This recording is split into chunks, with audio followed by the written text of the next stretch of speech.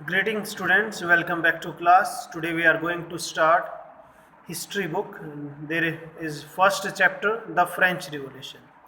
Students, as we know, there is a term nationalism, yeah, Indian nationalism, French nationalism, Russian nationalism, nationalism in Europe, socialism in Russia and nationalism in Europe. और 10th में हमारा जो first chapter है that is French revolution and the nationalism in Europe. तो ये सारी चीज़ें आई कहाँ से हैं?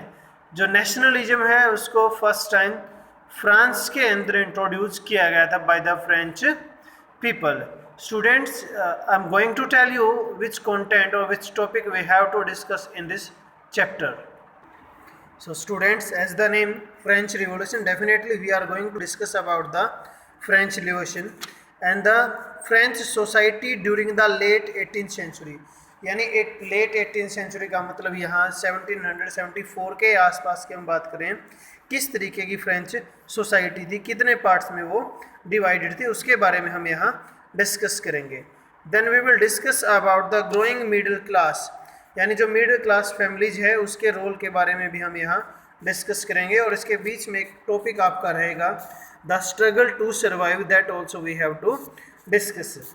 The next topic will be here the outbreak of the revolution, यानी जो फ्रेंच रिवोल्यूशन है उसकी शुरुआत कैसे हुई, उसकी स्टेजेस क्या क्या थी, क्या इंसिडेंट या क्या कोज रहे, उनके बारे में भी हम यहाँ इस चैप्टर के अंदर डिस्कस करेंगे। Next, the French become a republic, जो फ्रांस है वो किस तरीके से एक रिपब्लिक कंट्री बना, उसके बारे में भी हम यहाँ इस चैप्टर में डिस्कस करेंगे। The next topic will be the reign of the terror, यानी आतंक का ईरा या टाइम या ड्यूरेशन हम उसको बोल सकते हैं। रोबेस्फेयर मैकमिलियन का जो टाइम पीरियड, उसके बारे में हम डिस्कस करेंगे। Then we have to discuss about the directory rule and the later on we will discuss about the abolition of the slavery, जो एक प्रकार से दास प्रथा या बाउंड लेबर थे, उसके बारे में भी हम डिस्कस करेंगे। Students, this is your introductory video. इसके अंदर आपको ये पता लगा कि क्या क्या टॉपिक आपको जो हैं इसके अंदर डिस्कस करने हैं। वैसे मैं आपको बता देता हूँ, the French society was divided into 3 parts, जो मेजर 3 पार्ट्स थे उसके अंदर जो है फ्रांस की सोसाइटी डिवाइडेड थी, जिसको फर्स्ट स्टेट, सेकंड स्टेट और थर्ड स्टेट बोला जाता है। अब जो फर्स्ट और सेकंड स्टेट थे उनमें लोगों को जो राइट्स मिले हुए थे, बाय बर्थ राइट्स मिले हुए थे। यानी जैसे हम सुनते हैं हमारी सोसाइटी में जो है ओल्ड टाइम, जो एनिसेंट टाइम था, उसमें जो पंडित हैं वो टीचिंग का काम करते थे, भले ही उनको उसकी नॉलेज हो या नहीं हो। तो कुछ इसी तरीके की जो एक्टिविटीज़ हैं वो फ्रेंच सोसाइटी के अंदर भी हमें देखने को मिलती हैं। और इसके अंदर जो मेनली क्लर्जी, जिसको हम पादरी या जो चर्च के अंदर बैठने वाले लोग होते हैं, वो फर्स्ट स्टेट के अंदर थे। सेकंड इसमें दे रखा है नोबेलिटी, यानी जो राजा के आसपास के लोग थे वो। और जो थर्ड स्टेट आपका यहाँ दिखाई दे रहा है, इसके अंदर कौन थे? बिग बिजनेसमैन थे, यानी जो बड़े बड़े बिजनेसमैन या मर्चेंट्स या कोर्ट ऑफिशियल या लॉयर्स जो भी थे, उस तरीके के लोग जो है थर्ड स्टेट के अंदर रहते थे। Then peasants and artisans, peasants मतलब किसान यहाँ पे, और आर्टिसंस जो हैं कारीगर, वो लोग भी थर्ड स्टेट के अंदर आते थे। Small peasants, landless labourer and the servants, तो कुछ ये लोग थे जो इस सोसाइटी के अंदर सरवाइव कर रहे थे। देन इसमें ये है जो middle class, growing the middle class, 18th century के अंदर जो है मिडिल क्लास किस तरीके से ग्रो कर गया, क्या क्या उसकी रीजंस थी, क्योंकि हम उसमें देखेंगे एक प्रकार से ऐसा टाइम देखने को मिलेगा, हंगर स्ट्राइक हो जाएगी, लोगों के पास खाने पीने की चीज़ें नहीं रहेंगी।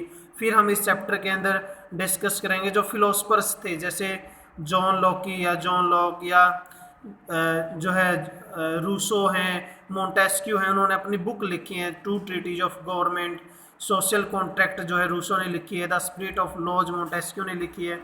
These things also will be discuss in this chapter. The outbreak of revolution के अंदर हमें first of all we have to discuss about the Louis 16 के, ये कौन था, किस टाइम जो है इसकी मैरिज हुई, किसके साथ इनकी मैरिज हुई और उनका नेम क्या था, लोगों के रिएक्शन क्या थे जब ऑस्ट्रिया की क्वीन से प्रिंसेस से उन्होंने शादी की थी। तो ये चीज़ें हम यहाँ डिस्कस करने जा रहे हैं। फ्रांस बिकम ए रिपब्लिक, जब लुई 16 को वहाँ से हटा दिया गया था, उसके जाने के बाद किस तरीके से रिपब्लिक बना, किन लोगों को राइट टू वोट दिया गया, एक्टिव